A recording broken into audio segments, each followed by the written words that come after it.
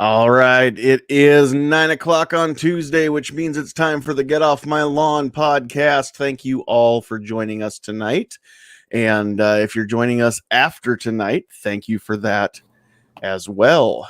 We're going to go ahead and get started. There may be a few more people jumping into the panel here as we go along, so we'll see what happens there. My name is John. I will be your host tonight, as always, because it's my podcast. That's why. And just because I can. I don't know. I was going to come up with something clever, but it didn't happen. The cleverness is not with me tonight. So that's what's going on here anyway. We will give people a little bit of time to get the notifications that we're live. And as we're doing that, there's a couple things I want to mention here. Of course, make sure that you like, share this link to this podcast. Subscribe to the channel if you have not. Also, if you are watching us live, make sure you're dropping those comments in the live chat so that we can see that you're here, because we want to know that you're with us.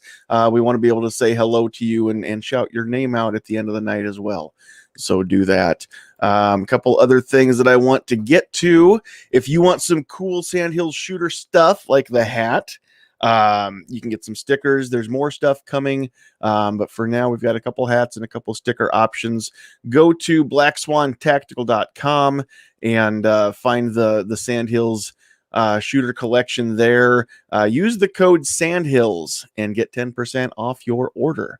So you can get all the cool stuff there. And like I said, just keep watching. There'll be more stuff. I will try to get everybody posted as that comes out. Last but certainly not least, the new ones are not there yet, but I'm working on getting all the old ones uploaded. We are also an audio podcast now. You can find us just about everywhere podcasts are found. The big ones anyway: Anchor, Spotify, Google Podcast. Working on getting them over to Apple Podcasts, although I don't have an Apple phone, so I don't know if they're there yet or not.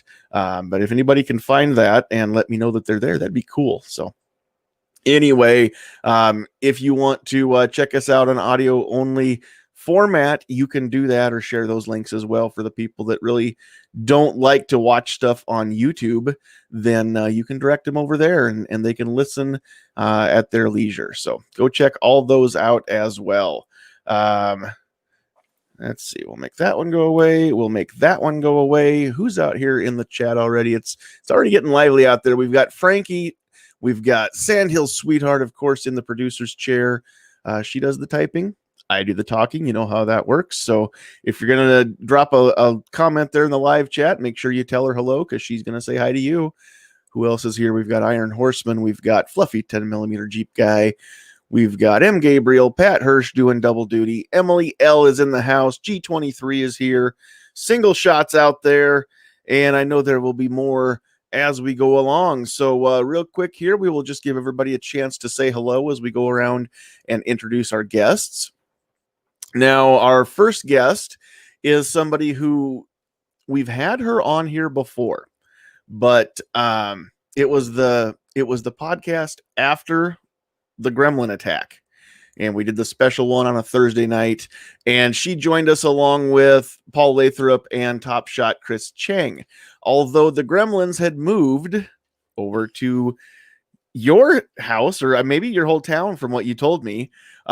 So Rebecca was not with us the entire live stream that night, but I think since then everything's been working well, and so she agreed to come and hang out with us and participate on this panel as well. So we're just going to let you introduce yourself.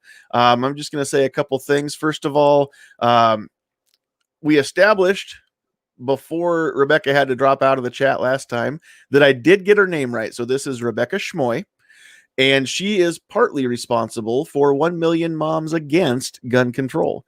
So real quick, just tell everybody a little bit about that, a little bit about who you are, and then where we can find you should we go looking.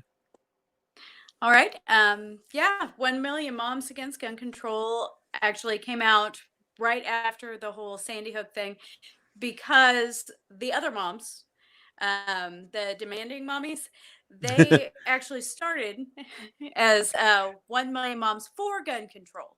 And so we were the direct answer to that. I got involved early in 2013, and ever since then, it's just been all about educating women, educating children, and really making sure that people know how to go about finding things in the area that they are, whether it's training or kids training, or if they don't like the laws where they are, we hook them up with how to change them and who they need to be in contact with.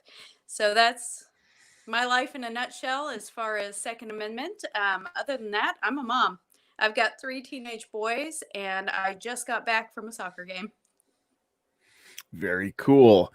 All right. Well, thank you for taking time out of your evening to join us. So we're very glad to have you along. We've got a few faces and or voices that should be familiar if you've been watching with any regularity now. So we've got Defense Dad in the house coming to us from the capital city of Nebraska, Lincoln. What's going on in the Star City, sir? Oh, evening. Thanks for having me. Hopefully my internet holds out. We've been having issues since the storms the other night. So, but just glad to be here. And we're glad to have you. Thanks for being here. And then holding it down, not so terribly far from the capital city, but from where I am, he's just about all the way across the state. So down in the south central part of Nebraska, we've got Pat Hirsch. How are things down there along the Kansas border? Doing pretty good. Just doing a little bit of harvesting and doing the calving and everything. So yeah, it's been pretty busy. Just got in about 15 minutes ago. So yeah, it's definitely been a real busy day, and definitely glad to be on. So did you knock off early in the field just so you could get back to the house in time to be here with us? I just want to know how special I am in your house. That's no, actually, I got lucky on circumstance and the timing of the trucks and everything going in and out. It worked out in my favor tonight. So I got to walk into the house and eat a little supper and sit down and talk with all you tonight. So it worked out perfect. All right. Well, he can say what he wants, folks, but we are that special to him. So it's all of you. You're all the reason why Pat got in the house when he did tonight. So I know how farm and livestock life is. Anytime you try to be somewhere at some time, there's always a cow that decides that her calf should come out backwards, and you're never going to make it on time. So I get it. All right. The cow doesn't decide that. For those of you that aren't aware, the calf usually makes that decision to not turn. The cow doesn't have a choice. Anyway, we're not going to get into a livestock chat tonight. We should do that sometime. Just talk about ag stuff for the people that don't know that stuff. We're just going to kind of jump into things here.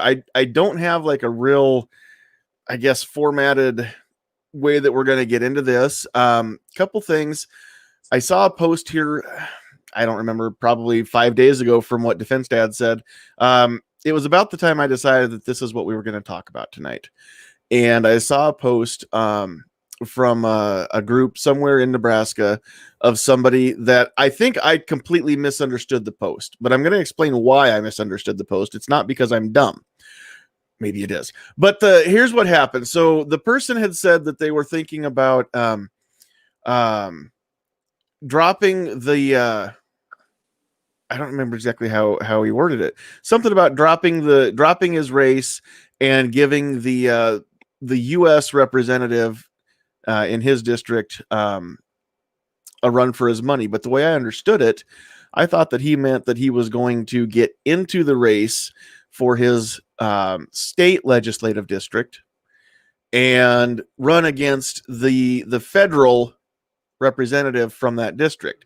I thought that he got stuff mixed up, and apparently he already is in the race in the state level.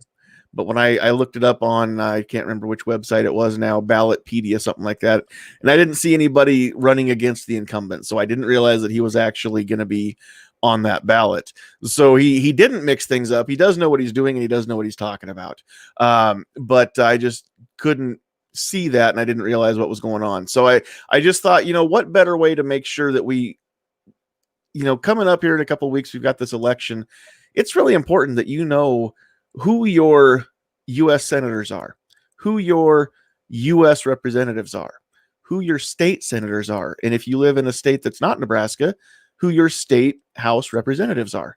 And so I just wanted to talk about that a little bit, and then we'll just kind of see where the night goes. Maybe this won't take as long as other topics have, but it is super important to know these things. And then it's not just for legislature, it's the executive branch too, right? You need to know not just who's running for president, you need to know who's running for governor if that seat is up in your state this year.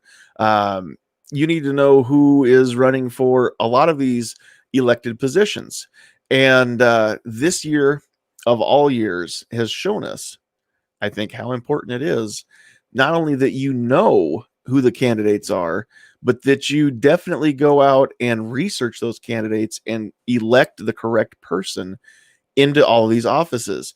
And that could be your city council, that could be your mayor, that could be definitely your county sheriff, any of the state positions that are elected, attorney general, certain judicial positions, governor, all these things. We're seeing now more than ever exactly the impact that those folks in those offices can have over you and me. And I don't think that a lot of us realized exactly how terrible some of those folks can make our lives. And it's not just about locking things down. It's not just about shutting down the economy. It's about taking away your freedoms. It's about issuing executive orders, in the case of Michigan, that the state Supreme Court will strike down, and then they'll double down and reissue those orders or have somebody else issue them to try and circumvent the rulings of the state Supreme Court. And it's important that people know what each office can and can't do. Not only that, but it's important that people know what they're supposed to do. Because I see a lot of things go across social media where somebody will be talking about maybe the congressperson that represents them in Washington in the House. And a thread will start, and then they'll say something like, well, why don't we, why doesn't this person make it to where we have statewide preemption in Nebraska? Because we don't have that here. We have still the patchwork of laws, and you never can be sure from one jurisdiction to the next that the laws stay the same in our state, which preemption would be great. And one day, hopefully we can get that introduced again and get that passed. But it is not the job of the person who goes to Washington to deal with state laws. That's not why they were elected. That's not the role of their office. And so that's why it's important to know, if you want this done, you've got to talk to your state level legislators. If you want a city ordinance overturned, then you've got to talk to your city council. You've got to know where to start to make the changes that you want to see made.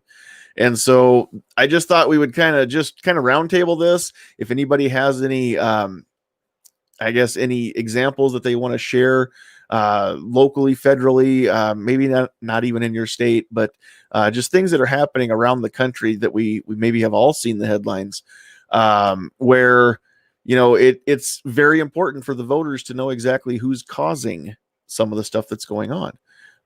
So we will be chivalrous. And Rebecca, if there's anything you want to jump in there and throw in for anything that I just said there, go ahead and take the floor. That's kind of a gauntlet throwdown. That's a gambit right there. What I tend to start with, whenever I'm talking to somebody about government and government functions, what I tend to try to start with is the reminder that the more local the government, the more it impacts your daily life. The further away the government is from you, the less it should impact your daily life. We're all in a tizzy over the presidential race this year, and for good reason.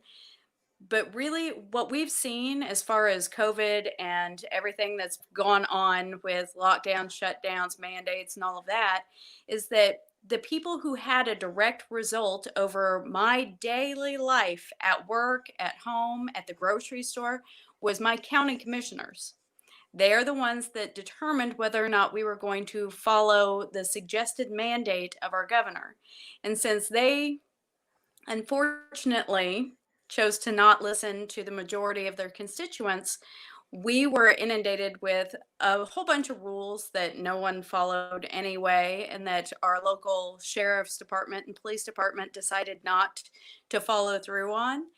But it's astounding the amount of people that don't understand that the president is an important role, but his decisions, her decisions should not affect your daily life nearly as much as your city council or your county commissioners or even your local sheriff. Very, very true. Give me just a second here.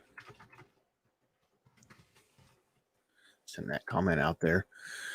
402 Outdoorsman is just commenting out in the chat there. He's had some problems in North Dakota with politicians being quote unquote Republican and sponsoring red flag laws, claiming to be pro 2A state government level.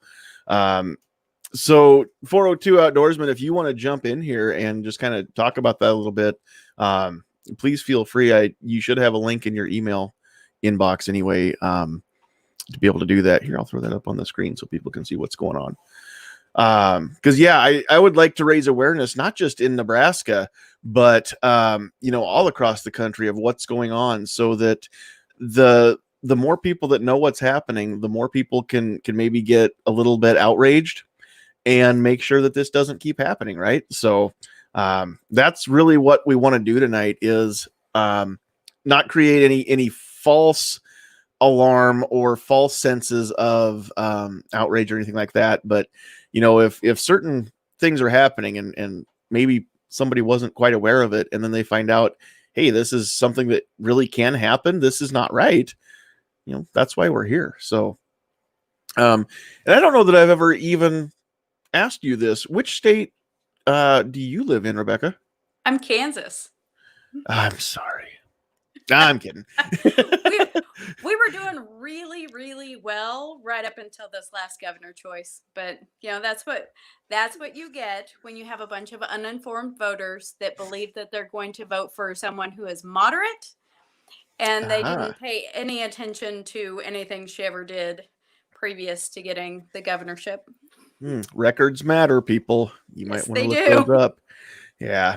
No, we like to rib our friend Gizzard Gary. He's in the I know him. Gary? Oh yeah. Gary's cool. Yeah. I like to give him lots of guff being from Nebraska. So nope, we're happy to have you as a neighbor then. That's very cool. So if you don't mind me asking, which part, you don't have to be real specific, but which part of Kansas? I'm about 30 minutes or so south of Kansas City. So okay. The soccer game that we just had, it was in Lawrence, kind of the outskirts of Lawrence. So gotcha. Enemy territory there. Yeah, no kidding. Nah, not anymore. Not for us anyway. We don't have enemies in Kansas anymore in Nebraska. So we've shifted all of our enmity over east across the Missouri River. So anyway, all right. So Pat, what have you seen? Have you seen any kind of examples where, I guess both directions, where the local government has really impacted what's going on, maybe in your county, in your area, and then also have you seen examples where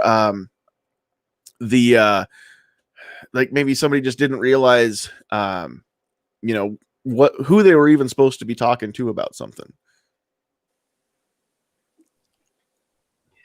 Yeah, on several occasions. I've got a niece from my identical twin brother that looks exactly like me. So if you put me and him on here, you wouldn't be able to tell the difference.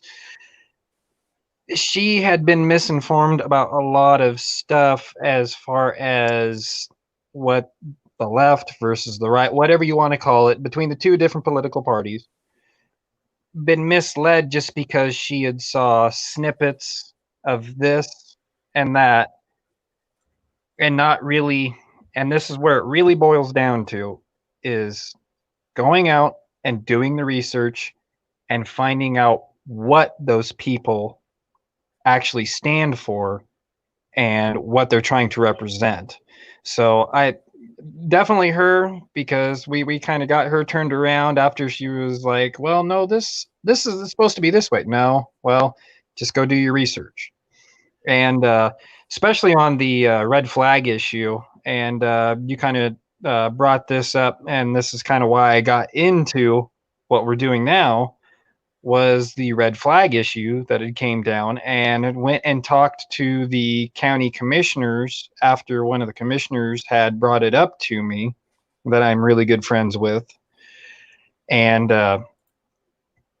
basically voted to strike down the red law in the red flag laws in our county if something actually like that were to happen, and I actually took preemptive measures to try to put that into our county law, where they could not just, or the state could come over the top of us and go, no, this is the way it's going to be.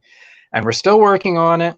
I can't give all the details and everything. I'm still trying to get stuff worked out, but it just, a lot of misinformation flying around there. And it's just like, you got to do the research, because you can't trust just one stream of media to give you everything that you need in 5 minutes. It just can't be done. Just like a lot of the hearings on the Amy Barrett stuff right now. You just trust one source, because they're going to lean it one way, the other one's going to lean it the other way. So you just got to do your research, and you just really got to pay attention. Yeah, and when it comes to the SCOTUS hearings right now, I'll admit that I'm not up to speed. Of course, being at work during the day, I don't get a chance to watch any of the hearings or listen in on any of the hearings as they're going on. And then last night and tonight, both, I just haven't had the time to even sit down and try and find any highlights of what's going on. I did see one clip where one of the Hawaiian senators had asked if she's ever sexually assaulted anyone, and she hasn't, so that's good. That should not be an issue moving forward now on this SCOTUS pick. So, and it's I say funny. It's not funny, but for lack of a better word, it's funny how everybody wants to pick apart, of course, every Supreme Court nomination. And keep in mind that Ms. Barrett is actually currently sitting on the next highest level of court in the land, is she not? Like she was only one seat away from SCOTUS anyway. And she did not get where she is by being a bad person, by being a bad judge. She is, I suppose, one certain group of people's biggest nightmare, being a constitutionalist. The only other thing that I've seen so far, somebody asked if she owns guns, does she think that she can rule fairly on a Second Amendment case? To which, and I saw this in actually a meme that I took and shared on my Facebook page, but the other idea that was brought up is, well, she uses words, so she should still be able to rule fairly on a free speech case, should she not? I mean, it's the dumbest thing in the world to say, well, you're a gun owner, but I don't think that you can be impartial. Well, that is what separates the Supreme Court justices from the rest of the judicial system in America, is we need these people to determine one thing and one thing only. Is the issue at hand constitutional? That's their sole purpose. It doesn't matter if you like it, or if I like it, or if anybody else likes it. They are in place to make sure that the laws that the legislative branch creates adhere to the Constitution, right? We've got a three-legged stool. That's our government. We've got 3 branches, and they all have checks and balances so that one can't have more power than the rest. But the legislative branch, here's a quick civics lesson, kids, so pay attention quick. Legislative branch makes the laws. Judicial branch interprets the laws, and executive branch enforces the laws. Those are their functions. And anything else is not what they're there to do. I feel like we're on Schoolhouse Rock. Right? Except for there's no music, and I'm not, we don't have the clever editing and the clever writing in here. But that's exactly what it comes down to, is the only thing that matters for anybody who's nominated is, are they going to look at every law, at every case through the lens of, is this constitutional? And why would you want anybody but a constitutionalist on the Supreme Court? That it just does, it blows my mind that people would want political picks. That is supposed to be the branch of government that is apolitical. The politics don't matter at that point, because what matters is this 200+ year-old document that is our law. That's what matters, and that's what the only thing that should matter to the Supreme Court. And I think that Ms. Barrett has shown over the years that is the lens through which she looks at cases. And so it should be a slam dunk, but people want to make it political, and especially in an election year. So that's what's happening. But we've seen it time and again on both sides. It's not something that the left only does to the right. So sad, but that's the way it works. Now, the reason that I brought all that up is because it's crap. And there's only one way to fix that. And that is for you and me to go vote for the right people to go to Washington, for the right people to go to Lincoln, to go to Topeka, to go to whatever your state capital is, for the right people to be in your city hall, for the right people to be your county commissioners, for the right people to be your county sheriff. That is why it's so important that we vet these candidates, and then you vote based on who you think is the best person to do the job. And I've said before, and I'm going to say it again, it does not matter the letter that is behind their name. The only time that matters is so that you're handed the correct ballot in the primary. Other than that, it doesn't matter, especially when we get to the general election in November. I don't care if there's an R or a D or a theta or an omega. I don't care what the letter is behind them. All I care about is that this is the right person for the job. And if I think that's the right person for the job, that's who's going to get my vote. And sometimes we have to vote. Yes, it's true. Sometimes we have the lesser of two evils.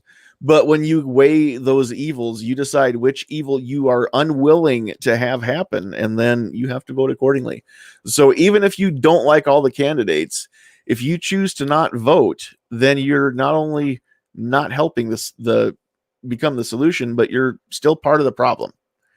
And that may upset some people. It may hurt some feelers when I tell you that if you don't vote, you're kind of worthless as Americans. But if you don't vote, you're kind of worthless as Americans.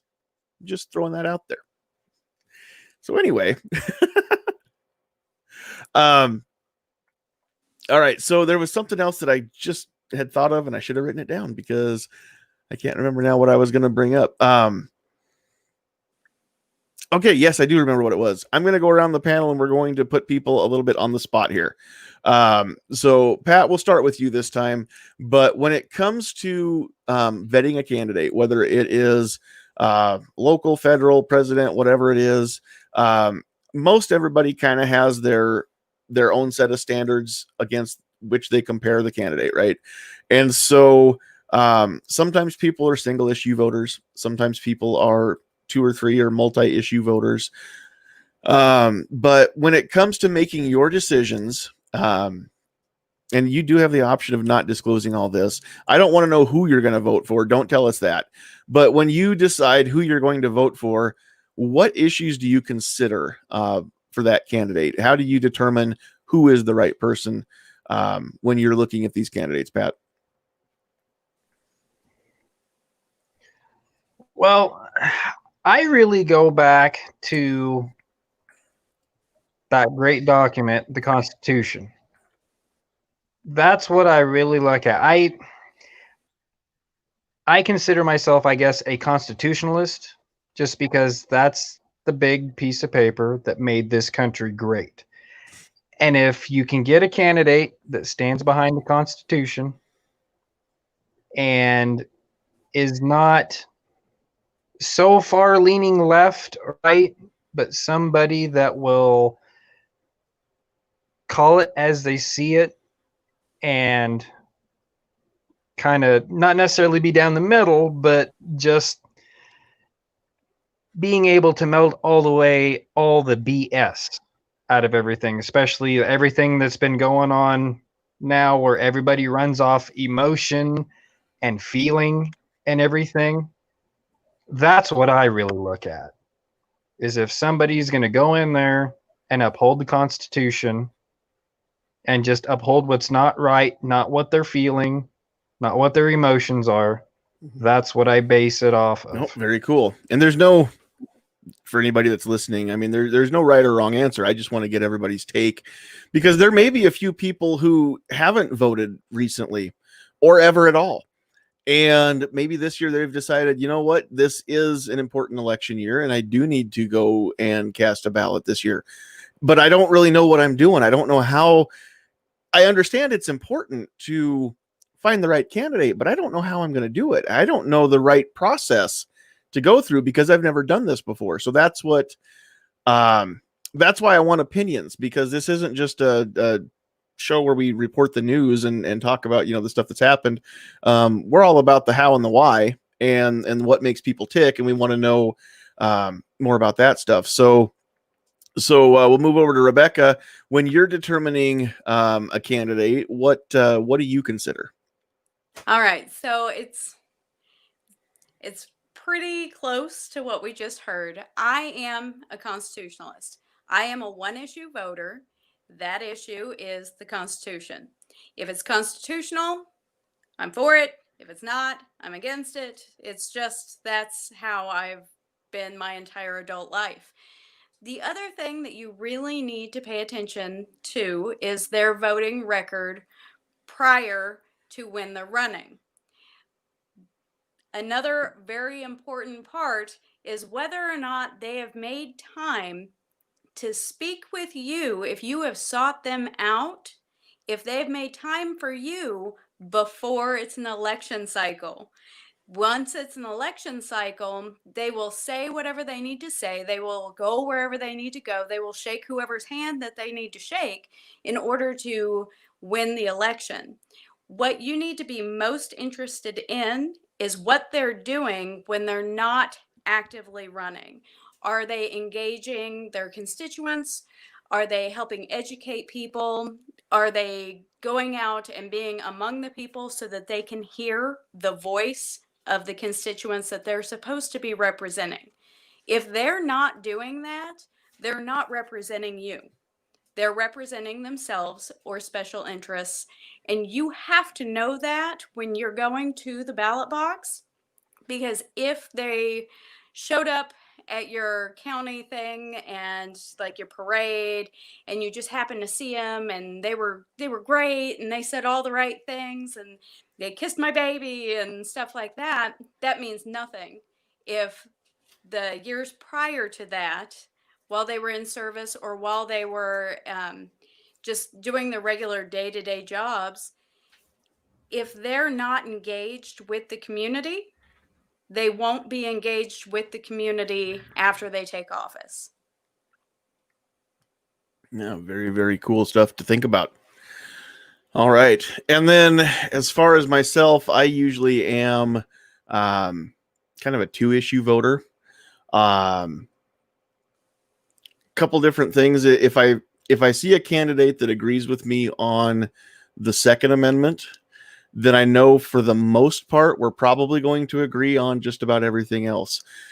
And it's not just the guns that make me say that. The reason that I say that is because typically what I've seen in politics are two basic camps. One camp wants the citizens to be free. They agree that as long as we're not bothering anybody else, that we should be left alone to our own devices and the government should keep their fingers out of our business. And of course, the other side does not believe that. They think that they know more than we do, and they know what's best for us more than we do, and they want to make our decisions for us. Having said that, the only way that they can get some of us to accept their control is to disarm us. So when it comes down to the Second Amendment, I look at two things. There's a candidate that wants to disarm me because they want to control me, and anybody that wants to argue any other nuance is welcome to come and argue it, but it comes down to they want to control me. Or there's a candidate that wants me to have the ability to always remain free. They have no intention of controlling me, and they want to see to it that I have the means to defend myself against any other politician who would want to control me. Not just politician, any other entity who would want to force their will upon me, whether it be politically or physically or anything else. And so that is usually one of the two things that I look at. And if we can agree that citizens need to be free and that we need the ability to protect ourselves from any kind of threat for all sporting purposes, for all lawful purposes on firearms, but also that the citizens need to have protection from the government, then I'm probably going to agree with most everything that they have to say, except for the possibility of one other issue. I believe that as soon as an egg is fertilized and that cell divides into two, it is alive. I believe that whether it has been born or not, breathing air or not, to kill it is murder. And anybody that they may agree with me on gun stuff and freedom stuff, but we may disagree on the abortion issue because we don't see eye to eye on where life begins. And if we agree that life begins at conception and that the population needs to be armed, then we're probably going to agree on just about everything else under the sun.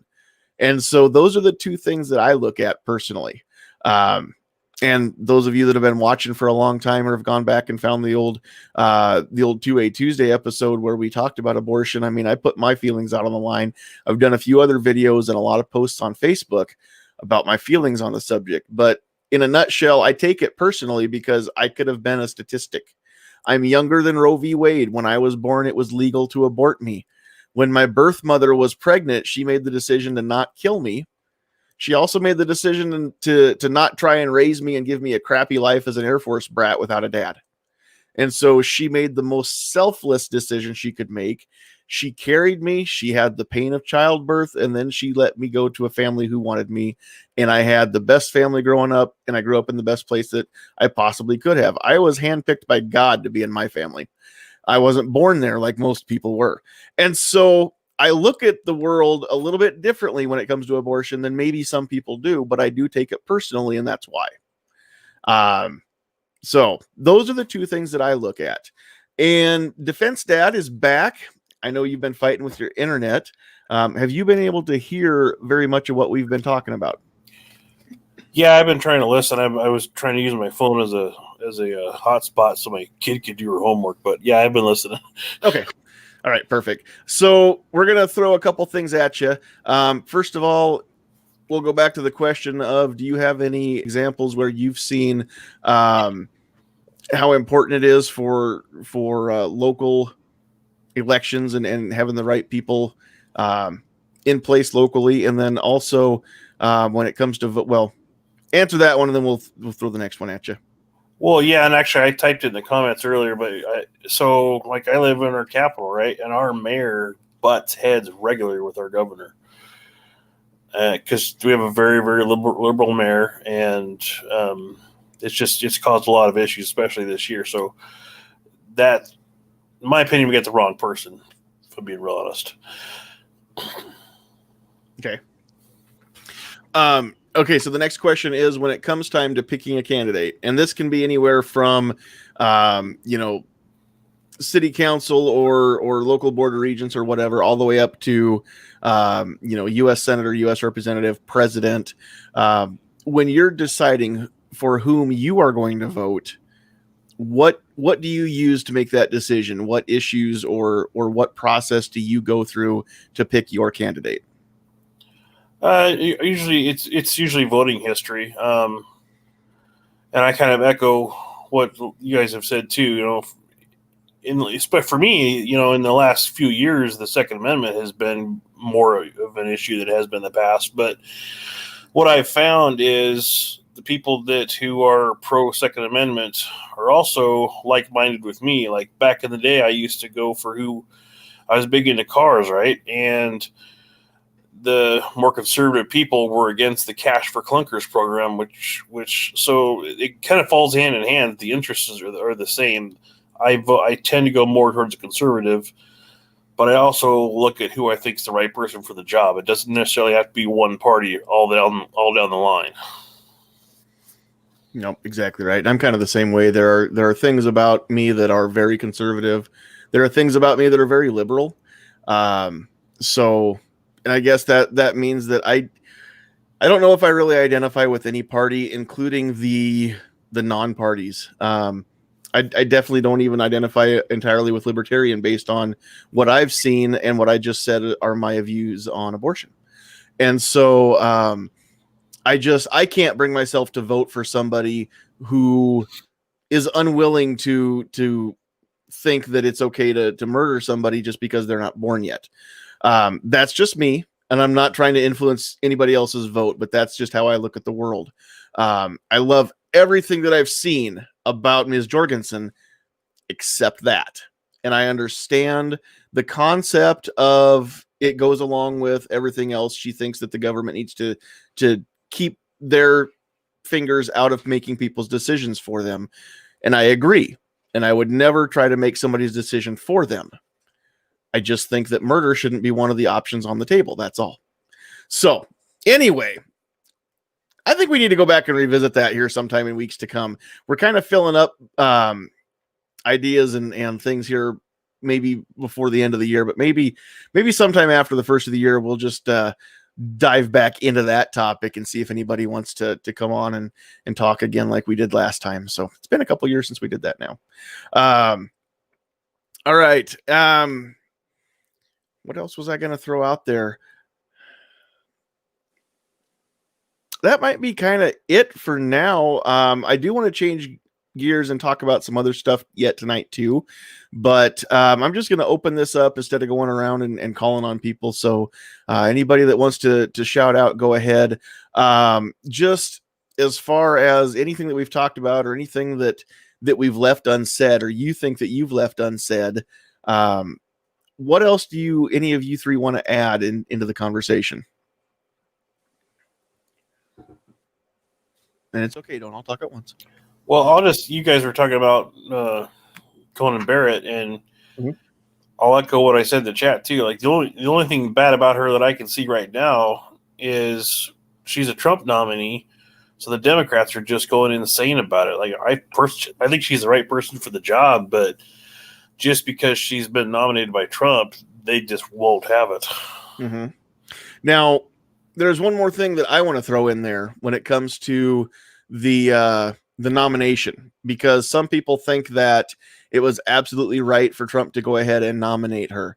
Some people obviously disagree with that and think that whoever wins the election should win the nomination as well. Not win the nomination, but win the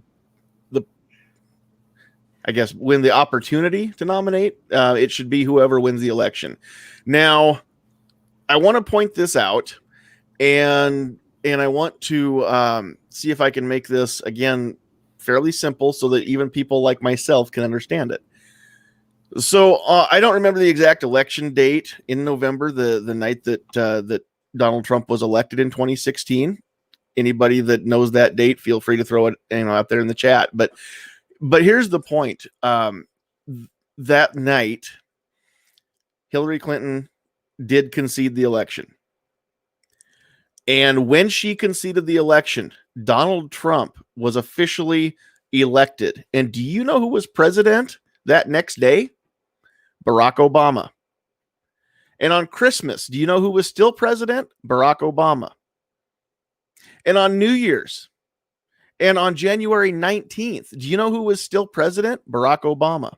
And if anything had happened during that time, had we been attacked, had we gone to war, had any of this gone on, who would have been still commander-in-chief? Barack Obama.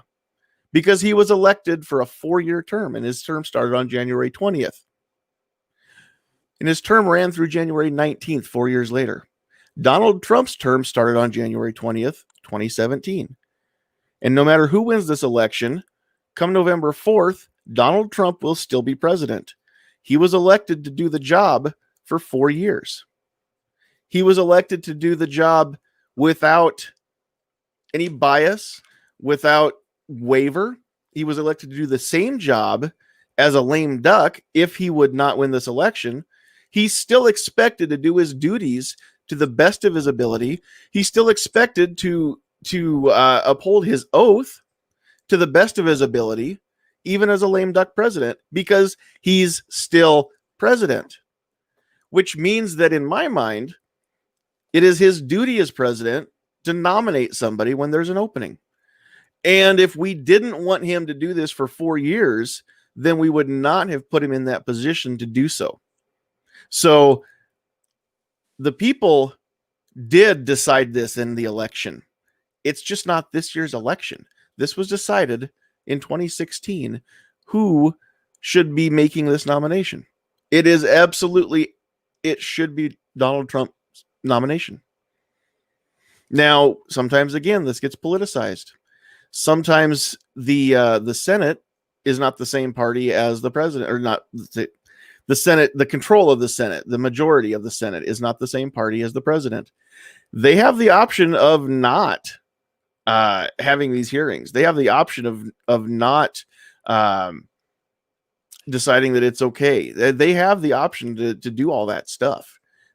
And if you want your senator to be in that position, then you have to make sure you elect the right person there too. That's a 6-year term, but they're expected to do their job for 6 full years. And so again, if you don't like the way things are running, then you should have thought about that 4 years ago, 6 years ago, whatever the case is, 4 years ago, whenever that senator took their seat. You should have thought this through. You should have gone and voted if you didn't, or you should have voted accordingly if you did. So again, we've got a mess, but ultimately it's the voters who are responsible for the mess. And ultimately the voters can clean the mess up. It's not going to be a fast process, but we can do it.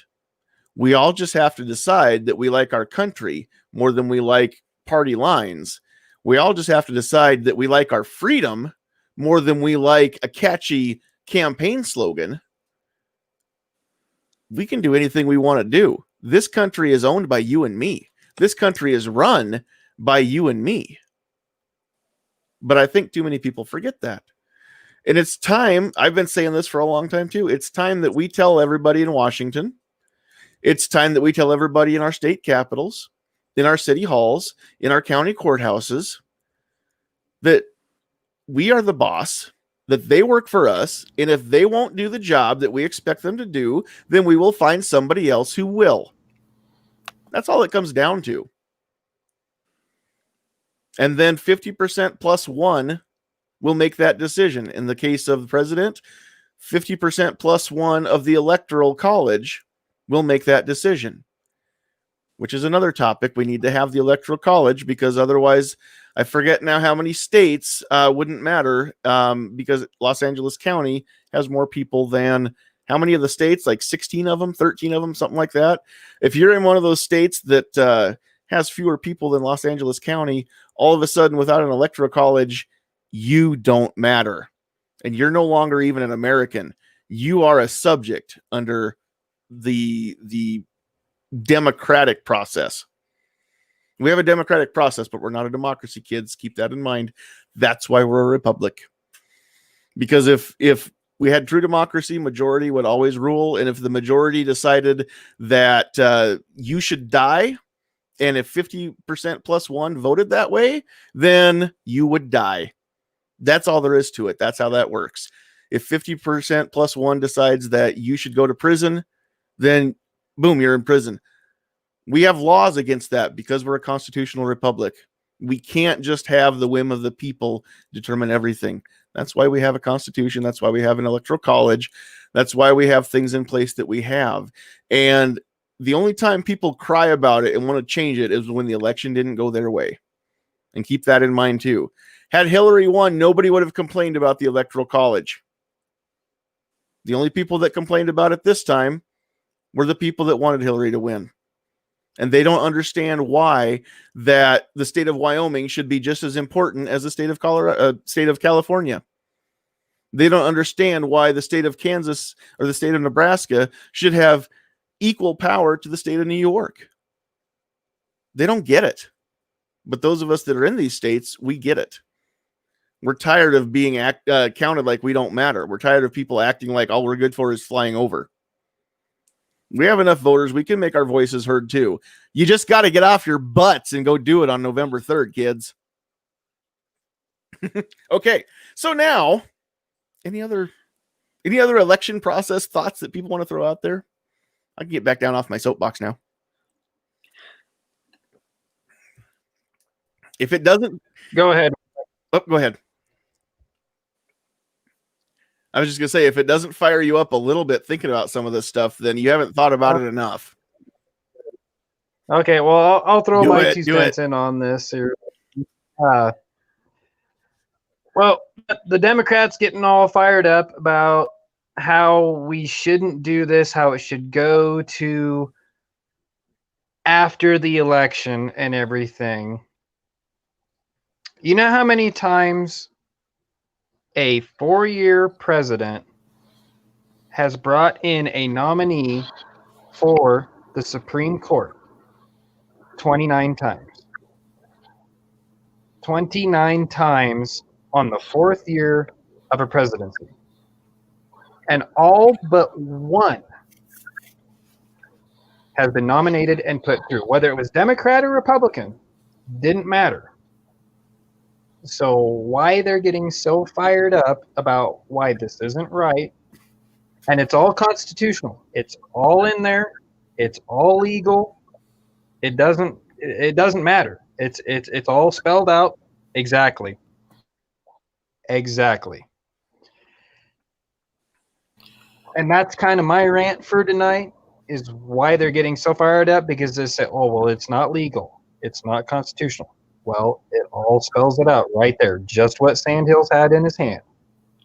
It's all right there, and Democrat and Republican have all done it. So the only reason I can think of, and this is just pure speculation on my part, is just because things aren't going their way and they want to change it. That's my 2 cents on that one.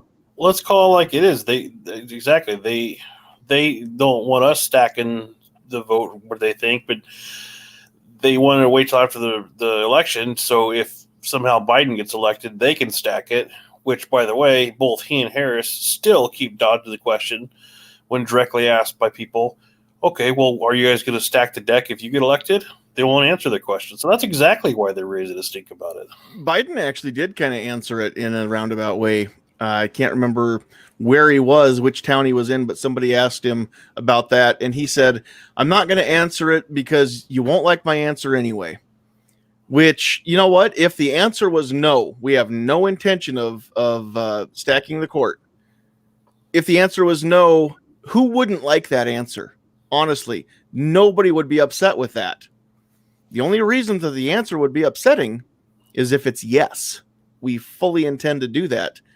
Now, why would they do that? Let's go back to this one. Why would it be so important that they pack the court and add more seats so that they can appoint more left-leaning or liberal-leaning judges? What would be the end game? Well, what would be the purpose to do that? Unless they wanted to either pass laws or repeal laws and give themselves more control and you less freedom. Exactly. It's the only reason that anybody could possibly have, left or right-leaning, for putting anybody on that court that's not a constitutionalist.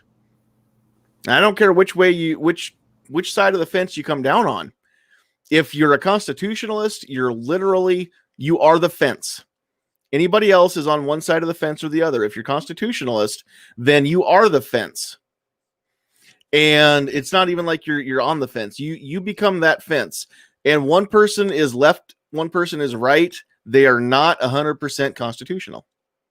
And so why would you want anybody who is swayed one way or the other to make these decisions? The left sure doesn't want conservative judges. The right sure doesn't want liberal judges. We could eliminate this debate entirely if we put constitutional judges up there. People who don't care about politics, people who only care about this. It's not big. And if you've never read it, let me know. I'll get you a website. If you're watching this, I know you've got internet access, or listening to this, I know you've got internet access. Email me, sandhillsshooter@gmail.com. I'll get you a link. You can read it. I don't have very many of these paper ones, but if you want a paper one, email me. And if I haven't run out yet, I'll get you one. Just let me know. It doesn't take long to read, and even somebody who's not a lawyer can make heads or tails of 99% of the wording in here. That and a dictionary, and you can understand everything in this Constitution. It was written that way on purpose. It was written that way so that you and I can understand it, so that you and I can decide if that candidate is making decisions and is casting votes in the Congress, in the Senate, in the city council, or in the state legislature. You and I can determine if our candidates, if our legislators are doing what they're supposed to do with this. You and I can determine if the courts are determining laws are constitutional or not, because we can look at this ourselves. There are people that want to take this and rip it up because they want to have control. This gives control to the people. This document says the people own the government, not the other way around. And it was a crazy experiment at the time because it had never been tried and successfully lasted at any point in history. We have actually got the longest running constitutional republic in history. One of the great ones was Rome, and that one ended because they decided that one person should make all the decisions. And then he never gave that power back to the people. He kept it until the fall of Rome.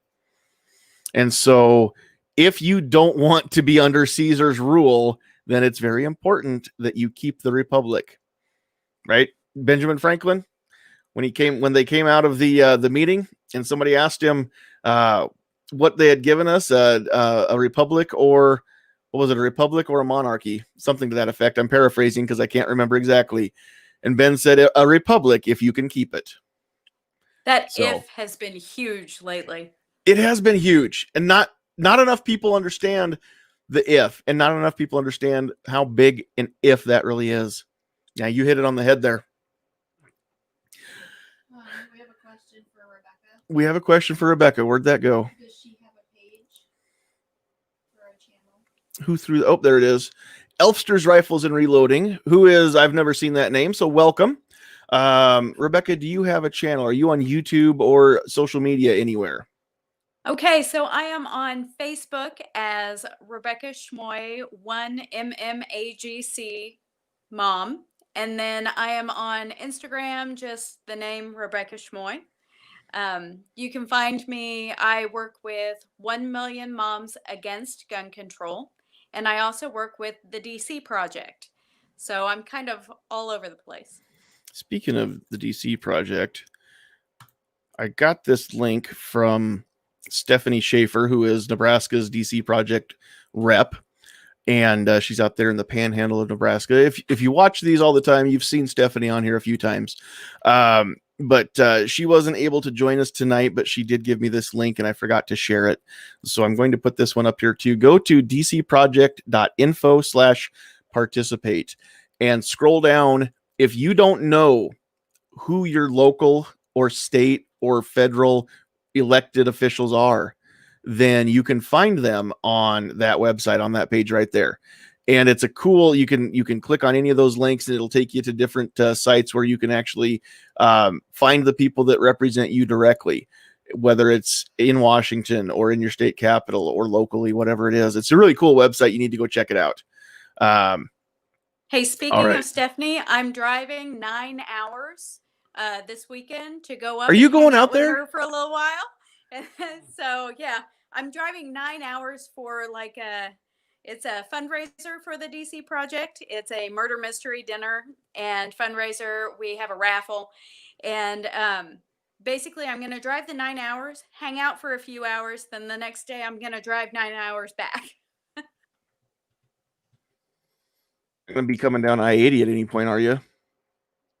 I have on the no drive idea. back? I have not mapped out anything yet. I've been working too much on the DC rally thing, on the virtual rally. So I haven't mapped out my plan Gotcha. yet. Now I have, let's see if I could just copy this, throw it. You can go to Facebook and check out the event. There is a link over in the live chat there now. I'm not going to throw it on the screen because it's way too much to type in. I you know what? Once it gets in here, it takes a little bit for StreamYard to catch this up and throw that where I can put it on the screen. I will, if anybody wants to just hit pause and then type that in letter for letter, you sure can. Otherwise, you can just go to Facebook and or just click the link and it'll take you there. There it comes.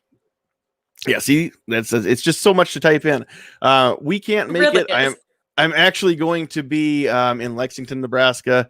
There's an annual machine gun shoot, and the last couple of years, Sandhills Sweetheart's brother has gone. He drives down from South Dakota, and we've had something going on the last couple of years on that weekend, and so we just blocked it off on the calendar a year ago so that I could go. So I'm committed to going with him. And in the unlikely event that we don't go to that, I've tried to convince Sandhills Sweetheart we're driving out to Gering. I don't know if it's going to happen. But I feel like it would be a shorter drive for you guys. to Gering? Yeah. Not from here. No, it's farther than Lexington is. It would add about 2 more hours no, at I mean least to that. shorter than my drive. Oh, well, yeah, it's going to be, yeah, definitely going to be shorter. We'll knock 2-3 hours off the drive, what you're going to do. But if you're going to be anywhere near Lexington, Nebraska on Saturday and you're going to the machine gun shoot, then hit me up again, send me an email so that we can get some pictures or something. I'll bring some stickers. I'll hand those out to anybody that comes up and recognizes me. We'll see if anybody recognizes me. It's happened never. So maybe one day. But I would love to go out there and check out that fundraiser. That would be so cool, just to get to meet a few people again face to face that I've never met before, other than just staring at them through the computer screen. So be kind of cool. That sounds all right, really so creepy. Don't say it like that. Okay then. Well, no creepiness intended. No stalker tendencies intended. So now you mentioned the rally coming up, and I do want to talk about that a little bit too tonight. So you didn't get a whole lot of chance to talk about that when we were on the podcast before together. So you know what? Why don't you just take the reins? You tell the world about the rally coming up and what's happening and when and where. All right. Let's see. Let me make sure that everything has a different name. All right. On Facebook, y'all go to Facebook and look up Rally for Your number 2A Rights. On that Facebook page, you'll be able to find links both to the actual website and the event. And basically what happened was last year we all went to Washington, D.C. and stood on our Capitol lawn. Yes, that's our lawn. And we were able to have speakers come on and explain who they are in the Second Amendment world and why they invest their time and their money and their effort in educating other people about the Second Amendment. This year, we were prepared to go back again. And unfortunately, COVID And so they really restricted the amount of people who were going to be allowed to participate because of where we were having it. So instead of canceling it altogether or making it about something that it wasn't intended to be about, which is showing the huge diversity of the Second Amendment community, we are a really fantastic cross section of what we, the people of the Constitution, actually looks like. And so we didn't want to detract from that.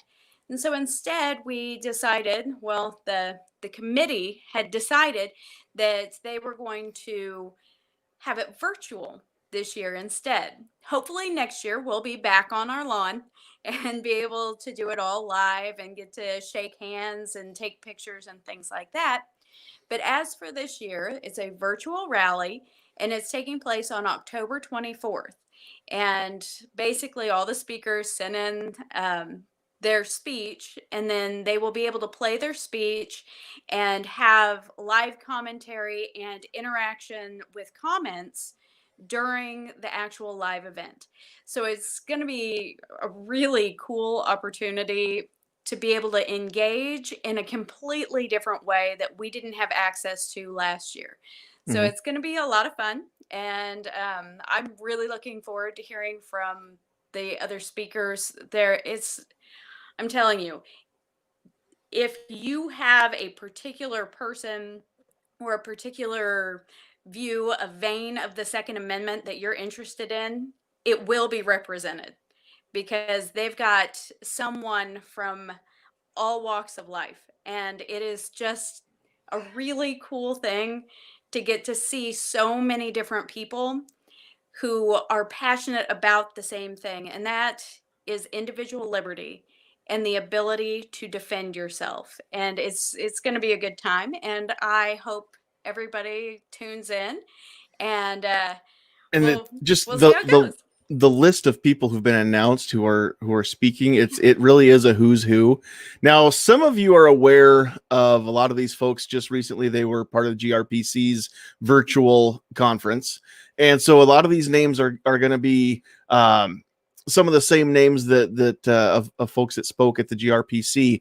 But the two events are completely different. GRPC is actually a conference. That is where people in the 2A advocacy industry get together and talk about what's working, what's not, things like that. Whereas the rally is exactly that. It's a rally. This is something that's designed to get people fired up and on fire.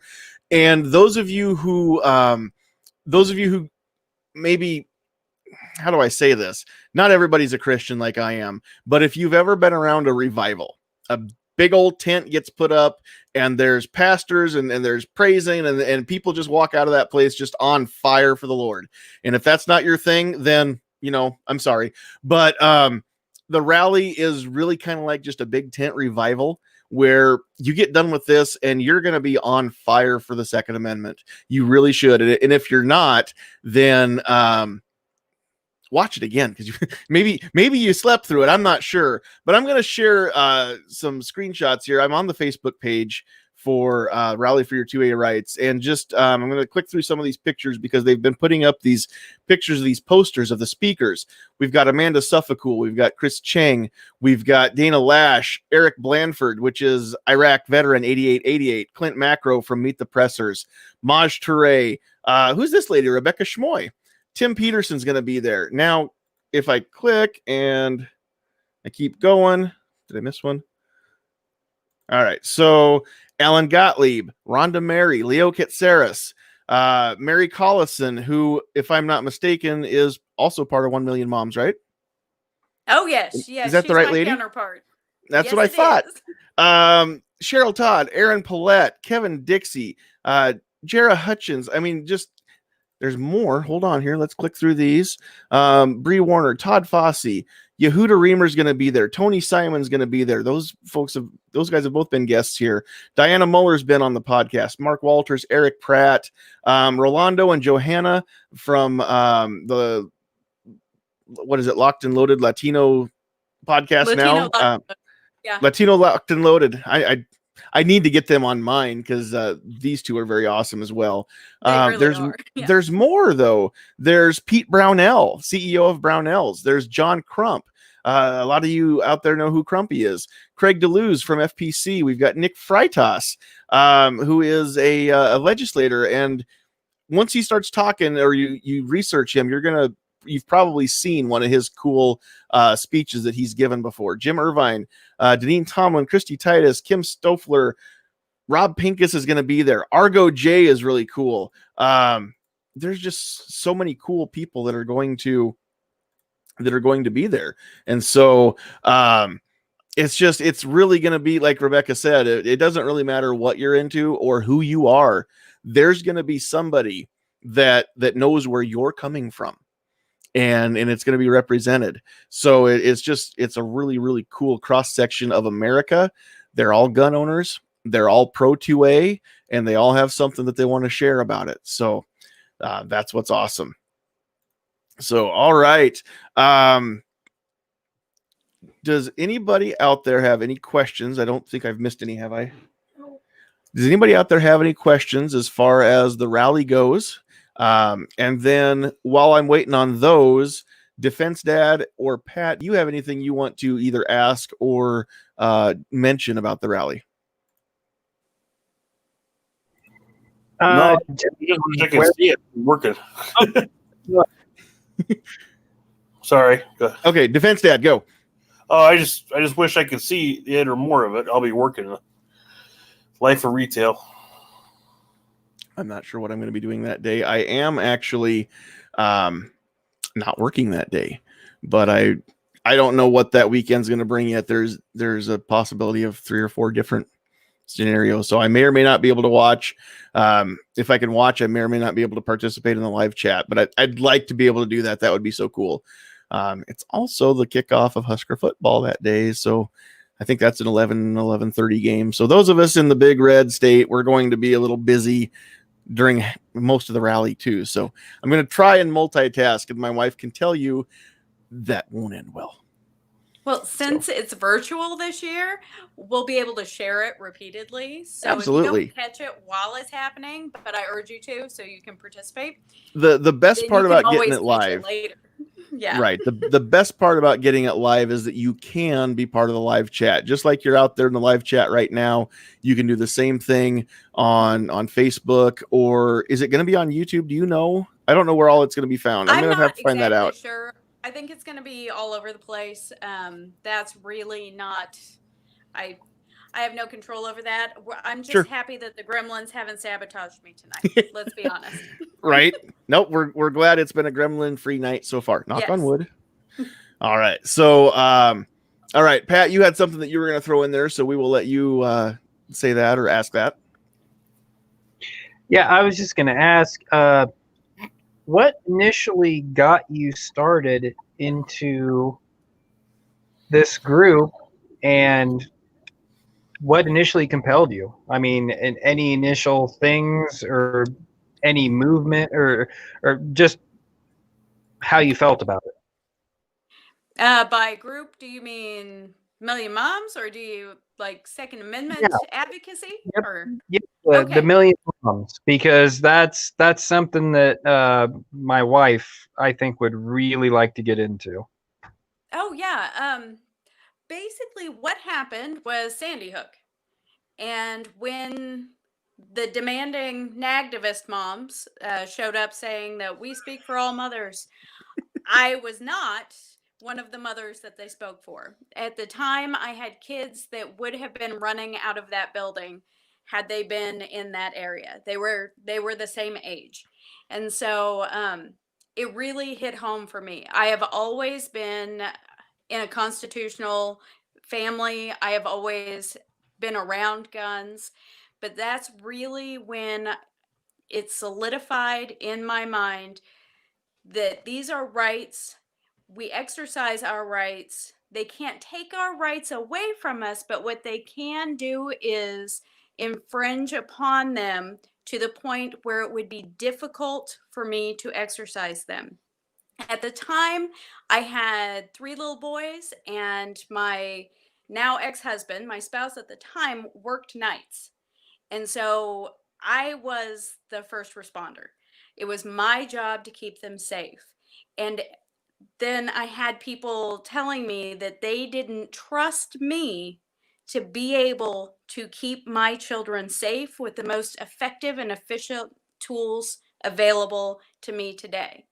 The fact that they would prefer me and my children to be victims as opposed to being victors and being able to live to tell the story of this is what happened, that it blew my mind. And so I got involved because the rights aren't just about me protecting my kids. It's about training up my kids to go forth and protect their rights. And so that's where I'm at. That's why I spend my own time, my own money in order to do this. I'm a volunteer. I have a full-time job and 3 teenage boys and all of the activities that they're in. But I make an effort to do this because it's that important to me. Well, I just want to say my hat is off to you because it sounds like you are a very busy mom, just like a lot of other moms around, and to take up a cause that is really in your heart and to be able to protect yourself and your boys and everything. So my hat is off to you, and God bless you, and thank God you're on our side. Thank you. That's exactly what we need is a whole bunch of just pissed off mama bears, right? That's Yes. Can you think of a more powerful force in the world than a whole bunch of mad moms? I can't. Oh no. So Oh no! and You don't pack a mama bear with No. your cubs into a corner. That's the wrong thing and to do not tell a mama bear that she shouldn't defend her cub, especially. Yes. Exactly right. Yes. And then put a million of them together, and we've got a force to be reckoned with. Yeah, I think you should have a. years old, man. With one look, my mom could put me in my place to this day.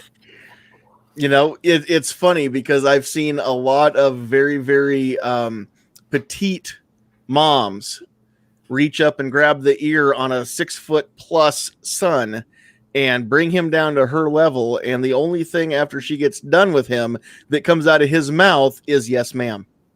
Yep. That's the way it should be. Because moms are scary. In fact, given the choice, if I was arrested as a kid between going to jail or having to be taken home to mom, I probably would have picked jail because it's not as scary as mom. That's probably true.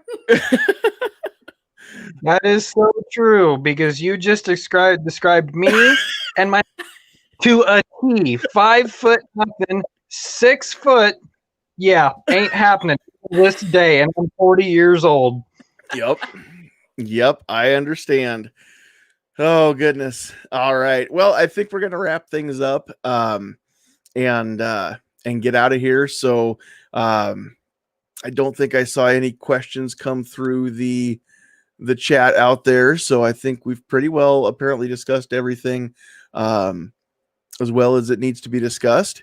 If you have other questions or comments after the fact, either drop a comment down below and let us know what those are, or send an email, sandhillsshooter@gmail.com, and let me know what those are as well, so that we can get those to the right people, or get those answered if they're questions.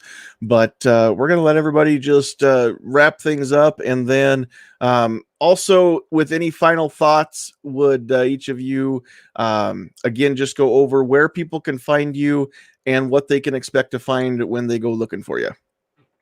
So we will let the lady go first. All right. I always do enjoy that. Having 3 sons, I'm always kind of outnumbered, but this is nice. This is nice. Rebecca Schmoy, 1MMAGC for 1 Million Moms Against Gun Control. That's how you find me on Facebook. On Instagram, it's just my name, Rebecca Schmoy. And then I guess other than that, you can find me on 1 Million Moms Against Gun Control or the DC Project. Very awesome. Awesome. 2 really, really great groups of ladies. So, and the cool thing is you can support those groups even if you're not of the female persuasion. So it's about we appreciate that. it's about the moms. It's the DC Project is about the women, but they're not above taking support from us fellas as well.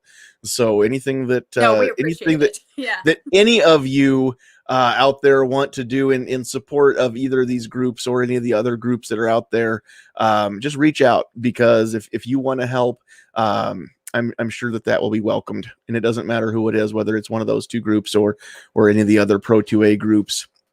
So, all right, Pat, anything that you want to wrap up with? And then have we got anything going as far as any videos, things like that you're thinking about making, or are you kind of cool with just doing podcasts for now? Yeah, actually, with harvest and everything, it's kind of hard to get any videos or anything done, but I do have a couple in the works coming down the pipeline, hopefully after harvest. So be on the lookout for that, which that could still be a month away.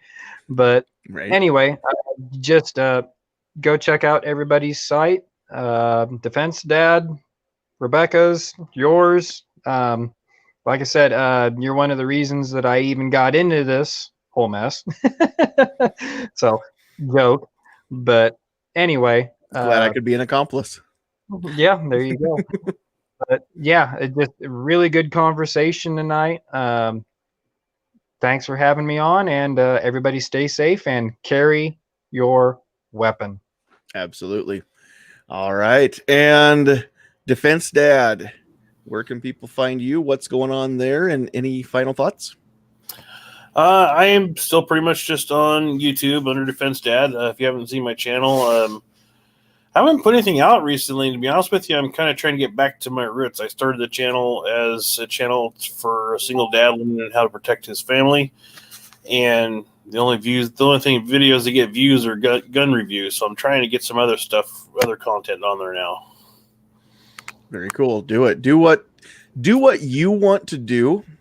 I know a lot of people kind of chase the views around and try to, they start doing one thing, but then they find out that, something else seems to get more views, and they kind of gravitate towards doing that. And it's okay to get views, and it's okay to grow the channel, but I just don't want to see anybody lose sight of why they started unless they do it intentionally. Try to, if you're doing it on purpose, if you're changing things up on purpose, that's fine. That's your choice.